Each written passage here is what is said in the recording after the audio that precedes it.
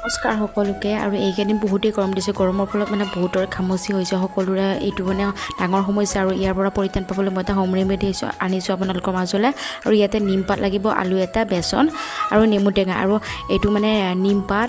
আলু এইটো মানে এটা পেষ্ট বনাই ল'ব লাগিব ভালদৰে আৰু ইয়াতে পৰিমাণৰ মানে পানী দিব লাগিব ভালদৰে পেষ্টটো বনাই লওঁ তাত মানে অলপ বেচন মানে ভালদৰে মিহলাই ল'ব লাগিব আৰু ইয়াতে নেমু টেঙা এড কৰিব পাৰে আৰু সৰু ল'ৰা ছোৱালীৰ ক্ষেত্ৰত যদি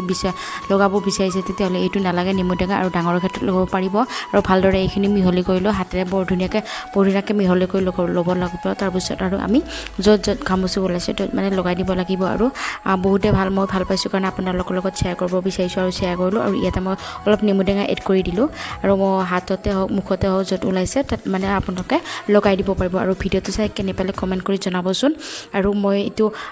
মানে আপোনালোকৰতো ভাবিলোঁ আপোনালোকৰ লগতো শ্বেয়াৰ কৰি দিম ভিডিঅ'টো চাই ভাল পালে লাইক শ্বেয়াৰ আৰু কমেণ্ট কৰি জনাব নাপাহৰিব